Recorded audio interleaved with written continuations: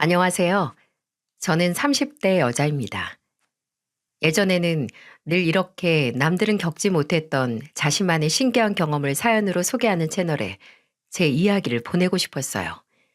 솔직히 평범하게 살면 이렇게 불특정 다수에게 다 말할 정도로 특별한 경험을 겪긴 어렵잖아요. 제가 그랬거든요. 꽤나 심심한 인생을 살아왔죠. 근데 몇 년 전 누가 들어도 놀랄 만한 경험을 하긴 했어요. 하지만 차마 남들에게 말할 용기가 없었고 또 아직도 그때의 충격이 가시지 않기도 했었거든요. 늘 다른 분들의 이야기를 들으면서 언젠가 나도 보내보면 여러분의 위로를 받을 수 있겠다라는 생각을 했었고 드디어 이렇게 제 이야기를 보낼 수 있게 됐습니다. 저와 남편은 무려 6년 동안 연애를 했었어요.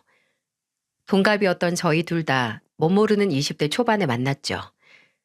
저는 당시 일반 대학에 다니고 있었고 남편은 치대에 다니고 있었는데 저도 학교를 다니면서 취업 준비를 하고 있었고 남편도 6년 동안의 공부량이 장난이 아니라서 연애만 6년이긴 하지만 솔직히 만난 횟수는 그리 많지도 않았어요.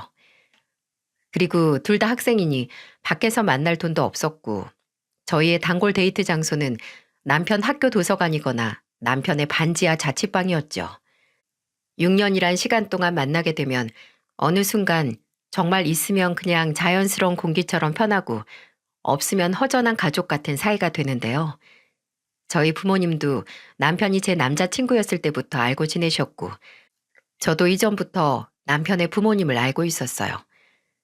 저희 부모님께서는 두 분이서 같이 정육점을 운영하셨는데 고향을 떠나 서울에서 혼자 살면서 공부하는 남편이 안쓰러우셨는지 항상 저를 통해서 좋은 고기를 보내주셨습니다. 남편은 물론 늘 본인을 챙겨주시는 저희 부모님께 감사했고 또 죄송스러워했죠. 내가 나중에 성공하면 꼭 은혜를 갚아야 하는 게 있는데 순영이 너하고 너희 부모님이야. 진짜 나 공부할 때 배 안 곪고 외롭지 않았던 건 다 너하고 네 가족들 덕분이다. 그런 남편은 저희 아버지께서 제가 막 취업을 하고 나서 1년도 안 됐던 해에 뇌출혈로 돌아가셨을 때 장례식에 와서 한참을 울었습니다. 그리고 공부하느라 바쁠 텐데 그만 가라는 저희 어머니의 말에도 3일 내내 장례식을 지키고 낙골당까지 따라와서 제 곁을 지켰죠. 남편은 저희 아버지 사진과 유골함 앞에서 울면서 미리 많이 찾아뵙지 못해 염치없고 죄송하다고 했고 순영이와 장모님은 본인이 지키겠다고 말했어요. 생각해보면 그게 남편이 처음 제게 한 프로포즈가 아니었나 싶습니다. 남편이 그렇게 저와 제 가족을 본인의 가족처럼 생각을 한 만큼 저도 결혼 전부터 남편의 가족을 제 진짜 가족처럼 생각을 했었어요. 남편의 고향은 강원도였는데 시부모님은 시골 마을에서 배추 농사를 지으셨어요. 근데 그게 규모가 그렇게 크지 않고 작은 하우스여서 형편이 넉넉지 못하셨죠. 시부모님이 믿는 건 개천에서 용나서 서울로 치과 의사가 되기 위해 온 남편뿐이었고 그런 남편 곁에서 가족을 대신해서 챙겨주는 제게 정말 고마워하셨어요. 연애 3년 차에 남편이 고향에 가는데 부모님이 저를 만나고 싶어 하신다고 같이 가지 않겠냐고 했을 때 처음 남편의 본가로 함께 가서 시부모님을 처음 뵀었죠. 아니 몇 달 전에 서울 가서 명민이 자취방에 들렀는데 이 녀석 냉장고에 제육볶음 재운 게 들어있는 거야. 나는 도무지 해준 기억이 없는데 누가 얘한테 그런 걸 주겠어. 근데 그게 다 순영이네 어머님께서 해주신 거라니. 이거 죄송해서 어쩌니. 따로 인사도 못 드렸는데. 아니에요. 그냥 가게에서 고기 손질하고 남은 거에 양념만 해서 가져다 준 건데요, 뭘. 저희 어머니도 명민이를 거의 아들처럼 생각하셔서 혼자 살면서 대충 한 끼 때울까 걱정하시거든요. 나랑 명민 엄마가 명민이 서울 보내고 얘가 먹을 거 제대로 못 챙겨 먹으면서 공부할까봐 그게 제일 걱정이었거든. 근데 우리 아들이 무슨 재주로 공부하면서 이런 아가씨를 다 만났을까? 우리가 순영이 덕분에 밤에 다리 쭉 펴고 잔다. 순영이는 바로 취업한다고 했지? 네, 아마 방학에 인턴 나갔던 마케팅 회사로 갈 것 같아요. 아유, 참 야무져서 벌써 자리도 잡고 대단도 하다. 순영이 회사 다니면 아무래도 명민이 보필 더 안정적으로 할 수도 있고 잘 됐네. 잘 됐어. 시부모님은 저를 남편의 수호천사 정도로 생각하셨어요. 그도 그럴 것이 제 앞가림도 막막했던 나이에 혼자 살면서 공부하는 남편을 챙겼으니까요. 남편 자취방을 제 집 드나들듯 하면서 밥 챙겨주고 또 오래 앉아 있느라 운동을 못하니 영양제 챙겨주고 또 생활비가 없을 때는 제 월급을 반으로 나눠서 남편에게 준 적도 덜어 있었습니다. 물론 남편도 간혹 가다가 아르바이트를 했지만 그것도 못하고 시부모님께서 자취방 월세를 못 보내주시는 날이 있으면 제가 월세를 대신 내준 적도 있답니다. 그때는 솔직히 그게 당연하다고 느껴졌어요. 내가 사랑하는 사람이고 이 사람이 본인의 꿈을 위해 노력을 할 때 제가 대신 공부를 해줄 수는 없으니까 도울 수 있는 방법이 있다면 뭐든 했던 거죠. 제가 그런 도움을 남편에게 줄 때마다 남편이 시어머니에게 말을 했는지 시어머니께서 제게 연락을 해오셨는데요. 명민이가 성공하면 다 순영이 네 덕분이라고 고맙다는 말을 하셨어요. 명민이한테 뭐 필요한 거 있나 전화하면 다 순영이가 먼저 해줬다고 괜찮다고 하더라. 우리가 순영이 너한테 참 고마운 게 많어. 순영아, 몇 년만 고생해라. 명민이 저 치과 의사 되면 그거 다 네가 덕보는 거니까. 이때까지만 해도 이런 말들이 이상하게 들리지 않았습니다. 그냥 어른으로서 나중에 내 시어머니가 되실 분으로서 할 수 있는 말이라고 생각을 했어요. 근데 나중에 시간이 좀 많이 흐른 뒤에 제 친구가 그러더라고요. 진짜 정상적인 사람이었다면 다 큰 아들을 동갑내기 여자친구에게 맡기지 않았을 거라고. 마냥 고마워하기보다는 미안해할 것이고 너도 네 인생이 있고 네 앞가림하기 바쁜데 네 부모님께 죄송해서라도 그렇게 희생하고 헌신하는 걸 말렸을 거라고 하더군요. 근데 생각해보면 그게 맞는 말이죠. 딸뻘 되는 제게 본인 아들 뒤치다꺼리를 맡긴다는 게 마음 편한 일은 아니잖아요. 저도 남편을 위해 이렇게까지 했던 나란 사람에 취해서 시부모님이 저를 열려놨다고 칭찬하는 걸 그냥 좋게만 들었던 거죠. 그리고 그때는 결혼 전이라 할지라도 시어머니를 포함해서 시댁 식구들이 저를 정말 가족처럼 대해줬었어요. 특히 저는 제 시누이와 가까웠고 지금까지도 잘 지내고 있는데요.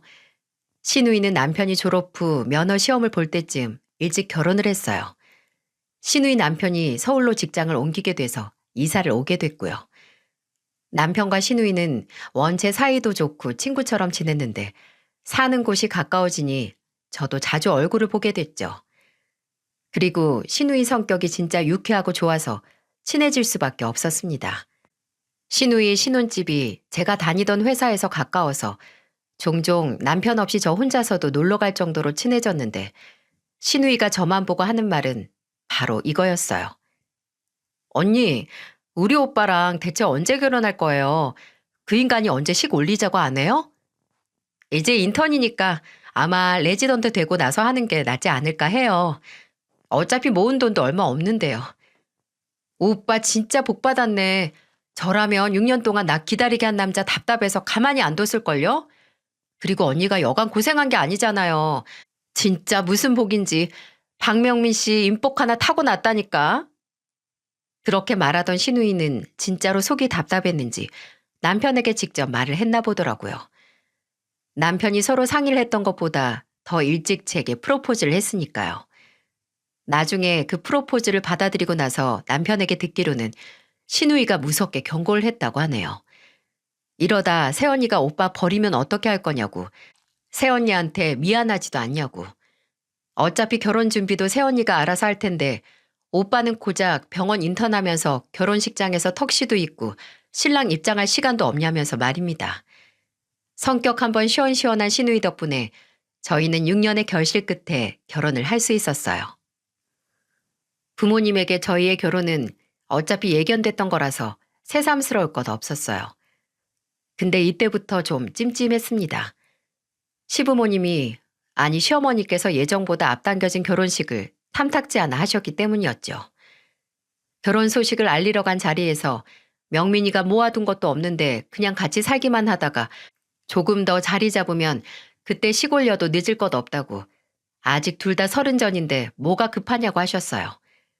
그때는 그냥 걱정돼서 하시는 말이겠지 하고 저도 남편도 걱정 마시라고 요새 젊은 사람들 중에 다 준비되고 결혼하는 사람 몇이나 되냐고 했죠. 그렇게 결혼 준비를 하다가 물론 저도 모아둔 돈이 있고 저희 어머니께서 보태주신 돈에 남편도 있게야 있었지만 그걸로 결혼식에 혼수에 집까지 구하려면 택도 없었습니다. 그리고 시부모님께서는 형편 때문에 도움을 안 주시는 거나 마찬가지였고요. 그래서 남편하고 저는 대출을 알아봤는데 다 따지고 보니 혼인신고를 하고 신혼부부 대출을 받는 게 제일 낫겠더라고요. 그래서 결혼식 올리기 전에 혼인신고부터 할 예정이었는데 얼마 지나지 않아서 시어머니께 연락이 왔어요. 너희 혼인신고부터 하려고 하니? 요새 젊은 애들은 일부러 나중에 혼인신고를 한다는데 너흰 왜 그러니? 네가 명민이한테 혼인신고부터 하자고 했니? 너무 당황스러웠어요. 그때 시어머니의 목소리가 되게 격양돼 있었거든요. 아니, 솔직히 6년을 만났는데 좀 더 간을 봐야 해서 혼인신고를 뒤로 미루는 것도 이상하지 않나요? 물론 사람 일이 앞으로 어떻게 될지 모르는 거지만 예전에는 결혼해서 명민이 덕 보면서 살아라 라고 입이 마르게 말씀하시던 분이 왜 갑자기 혼인신고를 빨리 하는 거냐고 저를 타박하시는지 당황할 수밖에 없었어요. 저는 대출 문제에 대해 말씀을 드렸고 또 기분도 좋지 않아서 돈 나올 때가 있었으면 저희도 이렇게 안 해요 어머님 이라고 말씀드렸어요. 그 말을 들은 시어머니께서는 조용하셨습니다. 솔직히 할 말 없으셨을 거예요.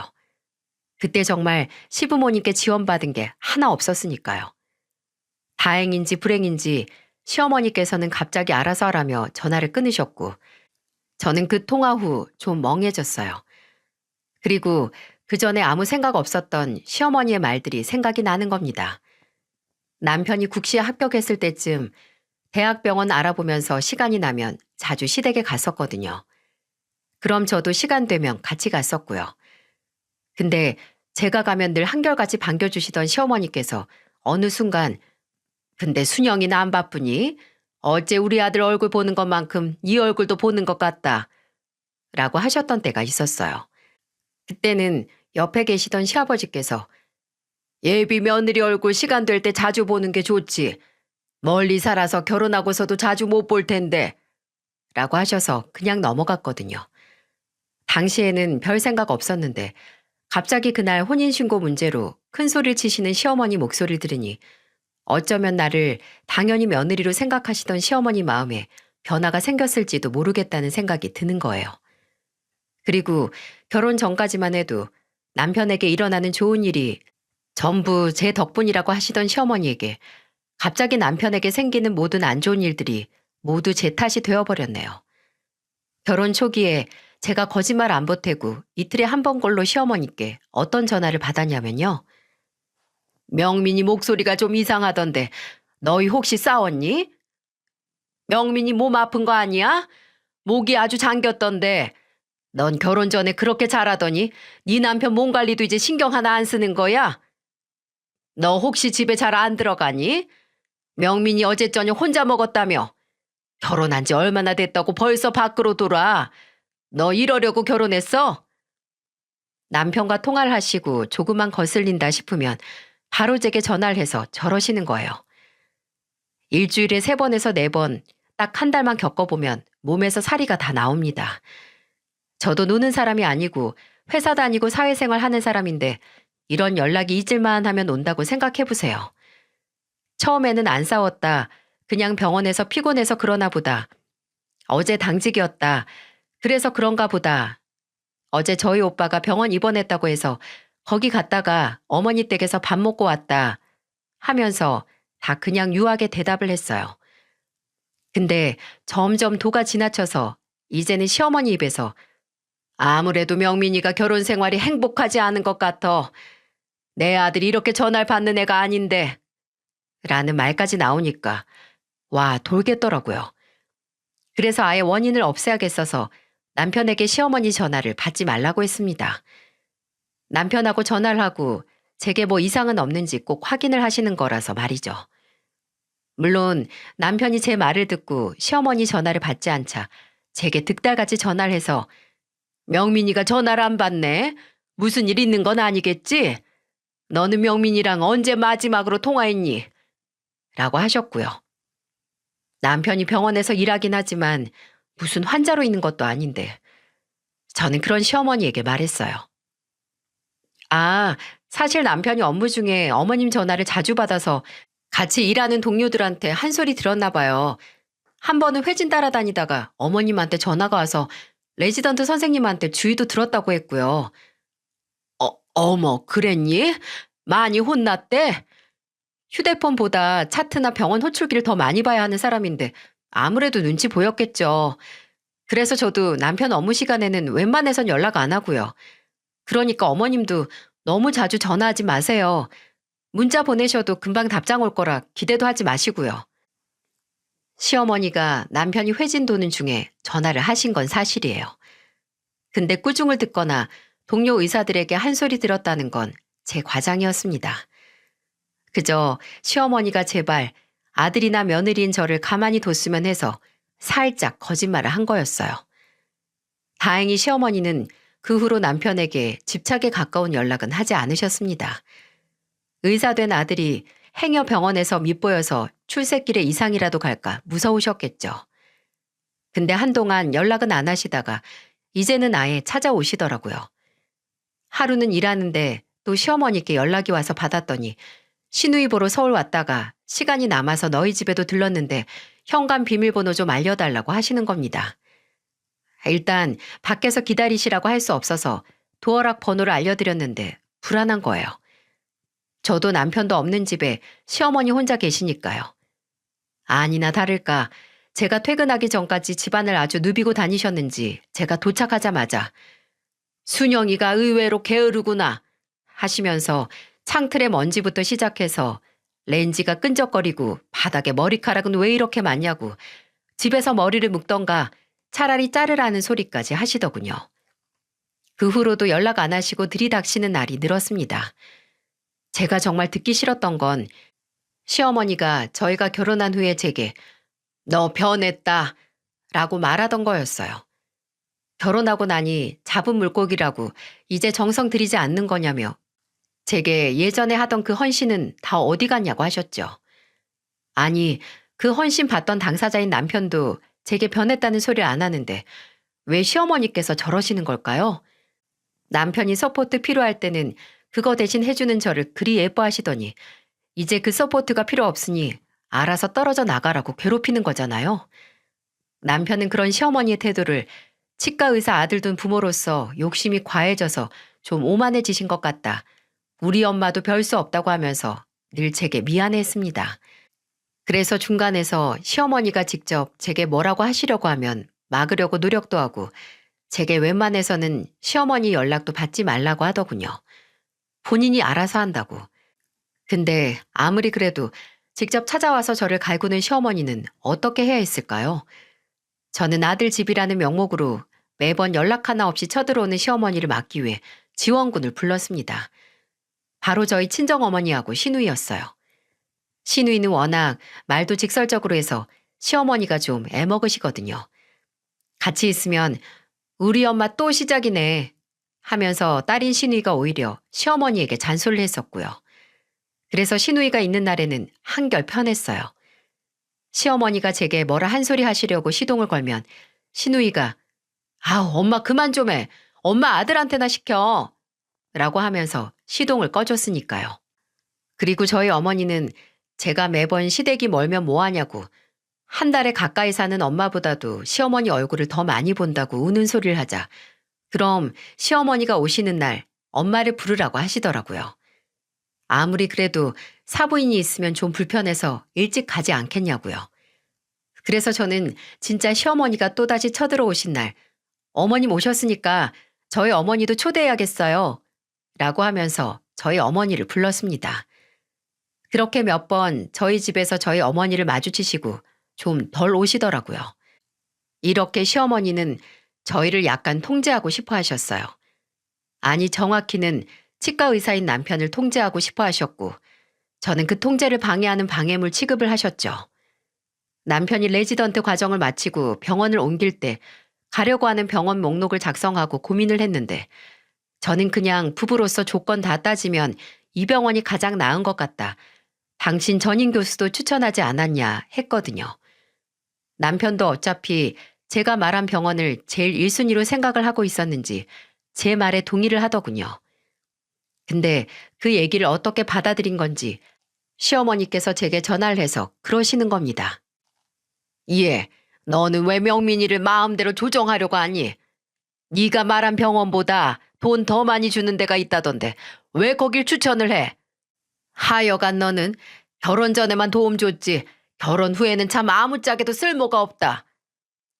참나, 시어머니가 말한 병원은 연봉을 많이 준다고 해도 그건 초봉이고 남편도 저도 다 따지고 보면 다른 곳에 나중에 연봉 협상에 유리하고 위치도 그렇고 생각을 안 한 게 아니었거든요. 근데 시야가 좁은 건지 그저 초봉만 보고 네가 내 아들 앞길을 막는다며 역정을 내시는 시어머니. 저는 이제 긴 말도 하고 싶지 않아서 그럼 병원 리스트랑 조건을 다 보내드릴 테니 어머님께서 한번 따져보시라고 했습니다. 직접 보고 한번 직접 분석해 보시라고요. 그리고 진짜 자료를 휴대폰으로 전송했어요. 며칠 동안 아무 연락이 없으시더라고요. 머리 좀 아프셨을 겁니다. 5일 뒤에 남편이 시어머니에게 연락을 해서 왜 연락 안 주시냐고 생각해 보셨냐고 하니까 그제야 니들이 더 잘 알지 내가 뭘 아냐고 하시면서 한 발자국 물러서시더라고요. 그럴 거면서 대체 왜 제게 스트레스를 주시는 건지. 이럴 거면 차라리 속은 기분이라도 없게 결혼 전에 반대나 하시지. 제가 결혼 생활 동안 마음 먹고 시어머니께 어머님, 제가 그렇게 마음에 안 차시냐고 결혼 전에는 잘해주시다가 갑자기 저한테 이러시는 이유가 뭐냐고 여쭤보면 시어머니는 전혀 모르겠다는 얼굴로 그러셨어요. 내가 왜 널 마음에 안 차하냐고. 그냥 제가 결혼 전이랑 후가 달라서 그런 거라고 말입니다. 문제는 내가 아니라 너라고 하는 시어머니. 제게 책임을 전가한 겁니다. 비겁한 변명이었죠. 이미 남편은 의사가 됐는데 제가 전처럼 혼자 돈 벌면서 공부하는 남편 먹여 살리고 서포트할 수 없는 거잖아요. 그냥 예전에야 아들에게 도움이 되니까 지켜봤는데 막상 마음에 차지 않으니 손해봤다라고 생각을 해서 화풀이를 하시는 거예요. 시어머니께서 걸고 넘어지시는 것 중에 제가 가장 힘들었던 건 단연코 임신 문제 때문이었네요. 전국의 며느리이신 분들은 공감하실 겁니다. 시부모님이 임신으로 눈치 주실 때마다 진짜 속상하고 답답한 거요. 제가 결혼하고 5년 동안 애가 안 생겼거든요. 물론 저도 남편도 주기적으로 검사를 받아서 몸에 이상은 없다는 건 알고 있었고 임신을 딱히 미룬 것도 아닌데 소식이 없더군요. 그래도 급하지 않으니 천천히 기다려보자. 고진감래라고 이렇게 있다가 생기는 아이일수록 우리한테 더 특별한 의미가 될 거라고 하면서 서로를 그렇게 다독였어요. 근데 결혼하고 2년 차가 지나면서부터 시어머니가 임신 문제로 저를 쪼기 시작하셨거든요. 이미 첫째 조카가 3살인 시누이와 저를 비교하시면서 혼인신고는 식 올리기 전에 하더니 왜 애는 그렇게 늦게 가는 거냐고 별별 소리를 다 하셨어요. 근데 웃긴 건 막상 제가 정말 임신을 했다는 소식을 들으셨을 때는 반응이 미적지근했다는 거예요. 그냥 뭐 축하한다 장하다 이런 말은 아예 기대도 안 했는데 대뜸 너 나이가 35인데 너무 노산 아니냐 이런 소리만 하셨네요. 저는 그 전에 건강검진에서 나이는 35이라도 신체 나이는 그것보다 젊게 나왔고 산부인과에서도 문제 없다고 했다고 걱정 마시라고 했어요. 그랬더니 뭐라고 하시는 줄 아세요? 그래, 건강해서 좋겠다 라고 하셨어요. 그 후에도 남편이 전화를 드려서 제 몸 상태나 임신에 대한 이야기를 하면 왠지 듣기 싫어하시고 다른 얘기를 꺼내시는 것 같더라고요. 그 당시 시누이가 저보다 2달 일찍 임신을 해서 둘째를 가졌는데 처음에는 이미 시누이의 임신 소식을 듣고 무덤덤해지셨나 했지만 아예 듣고 싶지 않아 하시는 것 같으니 기분이 좀 이상했어요. 근데 진짜 이상했던 건 임신 5개월 정도 됐을 때 저희 집으로 배달된 상자였습니다. 시댁에서 온 거였는데 택배 상자에 든 건 다름 아닌 한약이었어요. 처음에는 귀한 아들 먹이라고 보내셨나 보다 했는데 택배 잘 도착했냐고 전화를 하신 시어머니는 그 보약을 저를 위해 지은 거라고 하셨어요. 명민이한테 들어보니까 너 요새 입맛도 없고 살도 빠졌다며? 임산부가 살이 붙어야지 빠지면 쓰니? 그거 입맛 돋우고 그 자궁에도 좋고 피를 맑게 해준다고 하니까 매일 한 개씩 공복에 먹어라. 네 시아버지 친구가 효과 좋다고 한 집 가서 지은 거니까 싹 먹어. 아우, 이런 거 안 보내셔도 되는데 감사합니다, 어머님. 정말 잘 먹을게요. 아니다. 내가 경황이 없어서 일찍 못 보내주고 이제서야 보내주네. 늦기야 늦었지만 늦은 만큼 귀한 손주 가진 거니 음식 잘 챙겨 먹고 그 한약도 잘 챙겨 먹어서 건강한 아이 낳으렴. 꿈인가 했습니다. 살다 살다 시어머니께 이렇게 챙김을 받을 줄이야. 물론 여러분은 시어머니의 이런 행동이 수상하다고 생각하시겠죠? 근데 지극히 상식적으로 평범하게 생각을 하면 시어머니가 임신한 며느리에게 다른 꿍꿍이가 있다는 게 더 이상하잖아요. 차마 혹시? 라는 생각은 못하고 그저 감사히 잘 먹고 진짜 건강한 아이를 출산해야지 이런 생각을 했어요. 그래도 임신했을 때는 특히나 한약을 가려 먹어야 하잖아요. 그래서 남편이 시어머니께 전화를 해서 이거 임신했는데 먹어도 되냐고 따로 처방을 받고 지어야 하는 거 아니냐고 했어요. 그랬더니 시어머니께서는 괜찮다고 체질 상관없이 그냥 임산부들 몸보신하는데 먹는 거라고 하셨습니다. 걱정하던 건 해결이 되긴 했지만 사실 제가 원래 한약을 정말 못 먹고 그 약재 특유의 냄새를 기겁하거든요. 수험생일 때 부모님이 지어준 한약도 안 먹고 가방 안에서 섞이다가 결국 터트려서 사단을 낸 게 바로 접니다. 그래도 이게 평생 몇 번 오는 기회도 아니고 그 시어머니가 보내주셨다니 먹으려고 시도는 했어요. 하지만 딱 한 번 입에 머금었다가 바로 뱉은 후로 냄새도 못 맡겠는 거예요. 시어머니가 주기적으로 연락을 하셔서 약은 잘 먹냐, 몸은 괜찮냐 물으시면 잘 먹고 있다고 대답은 하긴 했지만 처음 한 봉지를 한 입 먹고 버린 뒤에 나머지 봉지들은 까보지도 않았어요. 남편도 냄새 맡고 이건 진짜 먹을 게 못 된다고 한 걸 임산부가 잘 먹기는 힘들었죠. 근데 그때는 차마 맡을 수도 없었던 그 고약한 냄새가 저와 제 아이의 목숨을 살릴 거라는 걸 누가 알았겠어요? 한약을 받고 몇 주 시간이 지나고 시누이가 저희 집에 놀러 온 날이 있었어요. 사는 곳도 가까워서 자주 놀러 왔었는데 시누이가 입덧이 심해진 이후로 못 오다가 오랜만에 온 거였거든요. 이제는 입맛이 팍팍 돌아서 하루에 4-5개 먹는다는 시누이에게 토스트 구워주고 고기 구워주고 과일 깎아주고 했는데 그러다가 식탁 옆에 있는 한약이 든 박스를 보고 시누이가 말했어요. 이건 뭐예요? 한약이네? 오, 오빠가 언니 먹으라고 지어왔나 봐요? 아주 지극정성이셔. 아, 그거 남편이 아니고 어머님이 보내주셨어요. 어머, 우리 엄마가 웬일이야? 이제 정신 좀 차리셨나? 근데 웃긴다. 나 임신했을 땐 이런 거 하나 없었는데. 아가씨는 나보다 젊잖아요. 나는 노산이라고 챙겨주신 것 같은데 아가씨한테는 필요가 없는 거니까 안 주신 거겠죠. 노산은 무슨 언니랑 나랑 나이 차이 얼마나 난다고. 다 흘려들어요. 우리 엄마 옛날 사람이라 아주 20대 중반에 딸린 자식 셋은 돼야 한다는 마인드라니까요. 근데 어째 박스에 한가득이네? 먹은 지 얼마 안 됐나 봐요? 아니, 보내주신 지는 한참 됐는데 내가 도저히 못 먹겠더라고요. 일단 어머님한테는 매일 먹고 있다고 하긴 했는데 아가씨, 이거 비밀이에요. 막상 보내주셨는데 안 먹으면 또 뭐라 하실 거 아니에요. 걱정 마요. 말 안 해요. 근데 얼마나 끔찍한 맛이길래 이렇게 남겼어요? 언니, 이거 어차피 임산부 먹는 용으로 지은 거죠? 그럼 나도 먹어도 되나? 그렇긴 한데 한약 막 먹긴 좀 그렇지 않아요?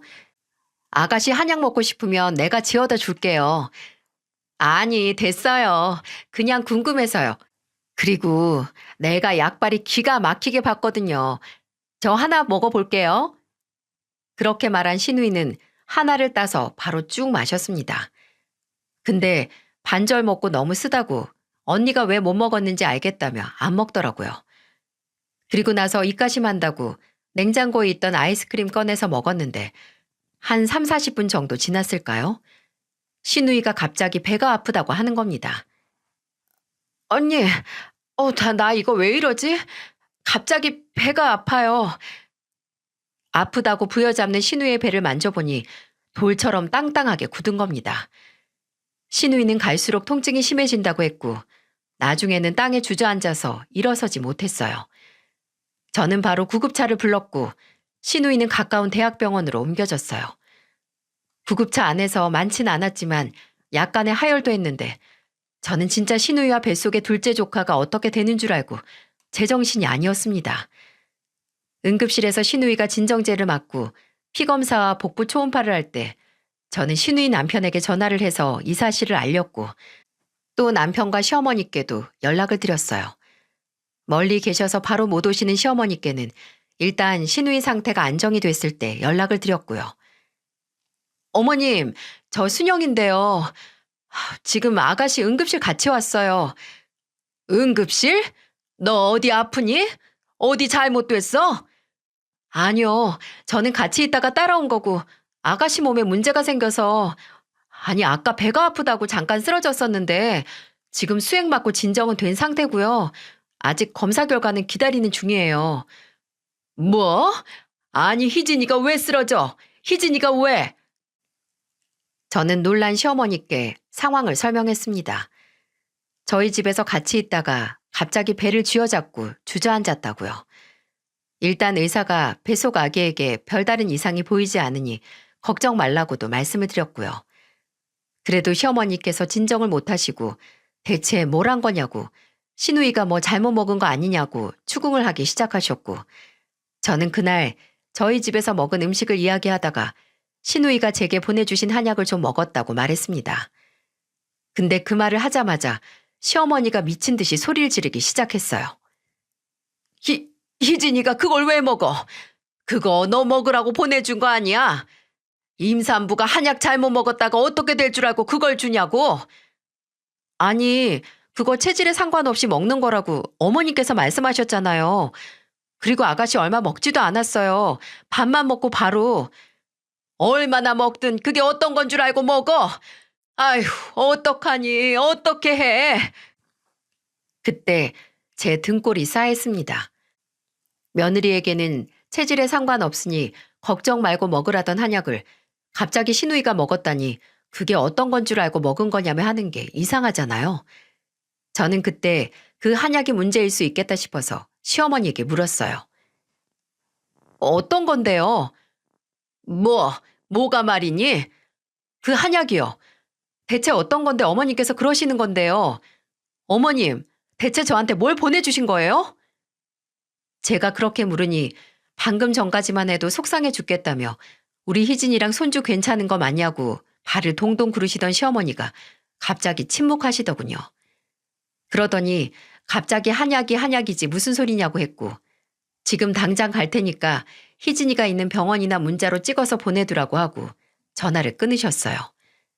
솔직히 이때까지만 하더라도 확신은 하지 못했습니다. 너무 끔찍하잖아요. 정말 그 한약이 문제라면 시어머니가 해코지를 하려고 했던 건 다름 아닌 저였는데 말이죠. 설마 사람이 그러기야 했겠어? 라는 생각을 하긴 했는데 그리고 몇 시간 뒤에 병원에 저와 남편 그리고 신우이의 남편과 시부모님이 신우이가 입원한 병실에 모였습니다. 다행히 신우이의 몸 상태가 괜찮아져서 일반 병실로 옮겼는데 의사는 병실로 찾아와 몸에 이상은 없지만 피검사에서 자궁 수축과 복통을 일으켰을 수도 있는 무슨 성분이 발견이 됐다고 신우이에게 그날 먹은 음식 중 의심 가는 거 없냐고 물었습니다. 신우이가 그 전날 저녁부터 쓰러지기 직전까지 먹었던 음식을 나열할 동안 저는 신우이 곁에 있는 시어머니를 보고 있었어요. 제게서 분명 한약 이야기를 들은 사람이 신우이가 미처 한약 생각은 안 났는지 음식 이야기만 하고 있을 때 가만히 있더라고요. 저는 만약 내가 생각하는 게 아니더라도 여기서 확인을 해야겠다 싶었고 신우이가 먹은 음식을 다 말했을 때 입을 열었어요. 아가씨, 한약도 먹었잖아요. 우리 집에 있던 거. 아, 맞다. 임산부한테 좋다는 한약도 먹었어요. 아, 당신 먹으라고 엄마가 보내주신 거? 어, 근데 난 못 먹었잖아. 그게 처방도 필요 없고 그냥 체질에 상관없이 먹을 수 있는 한약이라고 했죠, 어머님? 안 먹었다고? 너 분명 나한테는 먹었다고 했었잖아. 아, 죄송해요. 도저히 써서 못 먹겠더라고요. 원래 한약 잘 못 먹고 내원하시는 임산부들이 간혹 있어요. 근데 임산부용으로 지었으면 검사 결과가 이렇게 나올 수가 없는데 혹시 무슨 약재 썼는지 대표적으로 생각나는 거 있으신가요? 제 말을 들은 의사가 시어머니를 향해 물으니 시어머니는 대답을 하지 않고 눈을 피하는 게 아니겠어요? 그러더니 기억이 안 난다며 오히려 큰 소리를 치는 겁니다. 아유, 내가 그걸 어떻게 다 기억을 해요. 내가 직접 지은 것도 아니고. 그리고 분명 그 선생이 체질 상관없다고 임산부면 다 먹어도 된다고 했어요. 그러니까 내가 며느리 준 한약 때문에 이럴 일은 없어. 알아들어요? 근데 어머님, 아까 저한테는 아가씨가 그게 어떤 건 줄 알고 먹은 거냐고 하셨잖아요. 뭐 아가씨가 먹으면 안 되는 성분이 들어서 그렇게 말씀하신 거 아니에요? 내가 먹으면 안 되는 거요? 엄마, 그게 무슨 소리야? 내가 뭘 먹으면 안 되는데? 빨리 말해요. 아, 나 정말 죽을 뻔했어. 내 애도 잘못될 뻔했고. 맞아요, 장모님. 이거 확실히 이야기해 주셔야 해요. 내가 언제 그런 소리를 했다고 그래. 아, 순영이 제가 생사람 잡네. 나는 그냥 임신도 안 해가 남이 먹는 한약 덥석 먹었다는 말에 속이 상해서. 근데 엄마가 그거 이 사람 줄 때는 임산부면 다 먹어도 된다고 했었잖아요. 아, 뭔데 그래요? 뭐 우리가 알면 안 되는 거라도 들어있는 거예요? 병실안 분위기가 순식간에 가라앉았고 식구들이 시어머니를 추궁을 하게 됐습니다. 의사 선생님은 그럼 나중에 약재를 알게 되면 따로 말씀해달라고 하시면서 나가셨지만 아직 추궁은 끝난 게 아니었어요. 남편과 시누이는 대체 뭐냐고, 왜 말을 못하냐고 연신 시어머니를 쪼아댔고 시어머니는 모른다고 그냥 한의사한테 부탁만 한 거라고만 했습니다. 그러다가 남편이 시아버지께 말했어요. 아버지, 그 약방 아버지 친구분이 아시는 데라고 했죠? 친구분한테 전화해서 약방 번호 좀 알려달라 하세요. 직접 물어보게요. 아이 참 얘가 왜 이래? 뭘 그렇게까지 한다고 하니? 엄마가 아니라고 하면 좀 아닌 줄 알고 있지. 남편이 시아버지에게 바로 약방 연락처를 알려달라고 하자 시어머니가 펄쩍 뛰시는 게 아니겠어요? 그리고 시아버지께서 주머니에서 휴대폰을 꺼내자 그걸 빼앗아 들기까지 했습니다. 이미 행동으로 그 한약에 뭔가 문제가 있다는 걸 증명한 거나 마찬가지였죠. 병실 안에 있는 가족들이 모두 한마음으로 시어머니를 추궁했습니다.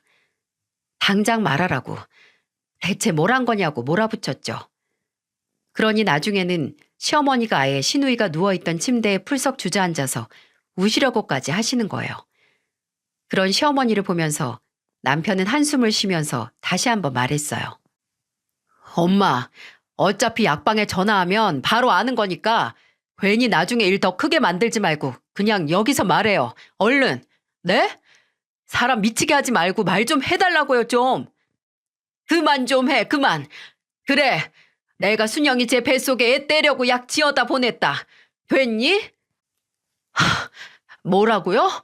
엄마, 지금 무슨 소리예요? 당신 제정신이야? 아니, 애를 떼다니, 그게 무슨 소리야? 그렇게 몇 년 동안 안 생기던 게 왜 이제야 생긴 건지, 하필 왜 지금에서 생긴 건지, 시간을 되돌릴 수도 없고, 그렇다고 낳고 나서 너네 헤어지라고 할 수 없어서 내가 애 없애려고 했다. 없애려고. 참, 악마가 해도 무시무시할 말을 당당하게 잘 하시더라고요. 제 배를 가리키며 애를 떼려고 했다는 말을 하는 시어머니를 보고 온몸에 소름이 끼쳤습니다. 시어머니는 위염에 좋은 약재가 있는데 그게 옛날부터 임산부가 먹으면 치명적이라고 큰일 난다고 하던 게 있었대요. 그래서 그걸 제게는 임산부에게 좋다고 속여서 보내고 제가 그걸 먹고 애가 떨어지길 기다렸다는 겁니다. 이 끔찍한 계획의 이유를 차마 안 물어볼 수가 없었는데 남편이 제정신이냐고 왜 이런 짓을 했냐고 묻자 시어머니는 이렇게 말했습니다. 너 막 임신했을 때 미숙이가 연락이 왔었어. 당신 친구, 그 식당 한다는 여자. 예전에야 식당 했지. 늦게 재혼해서 남편하고 땅 투자하다가 돈을 얼마나 많이 벌었는데 그 여자 앞으로 된 건물만 2개야, 2개. 근데 얼마 전에 지 딸 3년 살다가 못 참고 이혼했다고 하는 거야. 그리고 하는 소리가 명민이 너무 일찍 결혼했다고. 아직까지도 총각이면 지 딸이랑 결혼시켜서 벌써 서울 목 좋은데 치과 개원해 줬을 거라고 하는 거야. 그 후로도 너 아직도 잘 사냐고, 뭐 헤어질 김이 안 보이냐고 하는데 내가 내 돈으로 내 아들 병원 차려줄 능력은 없어도 다른 방법으로 병원 차려줄 수 있는데 뭘 못하겠어. 그래서 그랬다고요? 그게 이 사람 뱃속에 내 자식 없애가면서까지 할 수 있는 일이었다고요? 엄마 진짜 미쳤어요? 이거 살인이야, 살인. 엄마 손으로 엄마 손주 죽이려고 했던 거라고요. 그리고 정말 잘못했다가 이 사람까지 잘못됐으면 어쩔 뻔했어? 희진이도 지금 이러고 있는데 산모한테는 문제 없을 거라고 했어. 그냥 애만 떨어진다고 했단 말이야. 그리고 희진이도 얘도 괜찮잖니? 너 애초에 네가 순영이 얘 말고 돈 좀 있는 마누라 얻었어 봐. 이 엄마가 이렇게까지 했겠냐? 그저 예정 못 잊고 지 앞길 지 손으로 막아놓고 왜 큰 소리야? 이미 시어머니는 제정신이 아닌 것 같았어요. 엄연히 피해자가 있고 본인 손으로 본인의 딸과 손주를 잘못되게 할 뻔한 사람이 너무나 태연하고 당당하더군요. 도저히 제정신이 아닌 사람에게 말해봤자 무슨 의미가 있을까 싶긴 했는데 그때 침대에 있던 신우이가 말했어요. 엄마, 나가. 희진아, 나가라고. 나 2번 다시 엄마 보고 싶지 않아. 나도 애도 괜찮다고? 그게 변명거리가 된다고 생각해? 희진아, 엄마가 너한테 이러려고 한 게 아니고. 됐어. 그게 뭐가 중요해? 그 한약을 먹은 게 나나 세연이나 어쨌든 엄마는 임산부 뱃속에 있는 애 유산시키려 한 거잖아. 그런 계획까지 한 엄마, 난 도저히 끔찍해서 볼 수가 없어. 그러니까 나가. 그리고 나 볼 생각도 하지 마. 그리고 엄마가 죽일 뻔한 내 애도 볼 생각하지 말고. 시어머니의 끔찍한 계획의 희생양이 될 뻔한 신우이는 크게 분노를 했습니다. 그리고 시어머니와 아예 연을 끊고 살겠다고 하고 시어머니를 병실 밖으로 내쫓았어요. 안 나간다고 엄마랑 얘기 좀 하자고 하는 시어머니를 신우이의 남편과 시아버지가 끌고 내보냈고 신우이는 이제 절대 안정을 취해야 했기에 저도 남편도 병실 밖으로 나왔어요. 망연자실한 표정의 시어머니에게 남편이 말했어요. 우리도 이제 엄마 안 봐요. 며느리 독살까지 하려고 한 시어머니 무서워서 어떻게 만나요? 뭐? 아휴, 명민이 너까지 진짜? 엄마 목적은 희진이가 아니라 이 사람이었잖아요. 근데 우리가 어떻게 엄마를 보고 살아요? 내 가족 위협하는 사람 가족 근처에도 두기 싫으니까 엄마는 앞으로 나나 희진이 볼 생각하지도 마세요. 이야, 잘못된 사람 하나도 없잖아. 진짜 순영이가 애가 떨어진 것도 아닌데 무슨 부모 자식 연을 끊어. 앞으로도 엄마가 안 그러실 거라는 보장 있어요? 저희 결혼하고 지금까지 엄마 이 사람 못 잡아먹어서 안달이셨잖아요. 내가 뭘 했다고, 제가. 맞아요, 어머님. 어머님 저 끝까지 어머님 아들 아내로 인정 안 하셨어요. 그것도 겨우 아들 병원 하나 개원해줄 능력도 돈도 없다는 이유로. 근데 어머님, 이 사람 면허 따기 전까지 제가 무슨 일을 했는지 그건 다 까먹으셨나 봐요? 그저 아들한테 도움이 될 만큼 달면 삼키고 이제 필요 없어지니까 써서 뱉으려고 하시나 본데 저는 어머님한테 삼켜지기도 뱉어지기도 싫으니까 이제 그렇게 눈에 안 차는 며느리 아예 안 보고 사시면 되겠네요. 서로 마음 편하게. 저희는 남편을 붙잡은 시어머니를 떼어내고 병원을 나섰습니다. 다행히 신우이와 뱃속의 아기에게는 문제가 없었고 이틀 입원하다가 퇴원을 했어요. 저도 그 문제의 한약을 아예 안 먹은 게 아니고 한 모금 정도는 먹었었기에 혹시나 해서 검사를 했지만 문제가 없었고요. 신우이는 그날 말했던 것처럼 시어머니의 모든 연락을 무시하고 심지어 서울까지 찾아온 시어머니를 피해 본인의 시댁으로 가서 지내기도 했어요. 물론 저희 집에도 찾아왔지만 저희도 만나주지 않았고요. 시어머니가 제게 사과를 하겠다고 하셨지만 저는 할 필요 없다고 했습니다. 어차피 받을 생각도 없다고 괜한 짓 해서 힘 빼지 말라고 했네요. 어떻게 사람이 그런 짓을 할까요? 완전한 남이 임신을 했는데 몸에 이상이 있다고 해도 걱정이 되는 게 사람의 측은지심인데 본인 피부치를 없애려고 그렇게 비열한 계획까지 하다니 대체 어떻게 된 정신머리면 그럴 수 있냐고요. 시누이도 저도 몇 달 뒤 걱정했던 게 무색할 만큼 건강하게 출산을 했지만 그때도 역시 시어머니에게는 연락을 하지 않았습니다. 혹시 시아버지에게 저희가 출산한 병원이나 조리원을 알려드리면 시어머니가 쫓아오실까봐 시아버지께 비밀로 하고 사진만 보내드렸어요. 놀랍게도 그 후로 2년 동안 시어머니를 안 보고 살고 있습니다. 솔직히 시어머니라고 부르고 싶지도 않네요.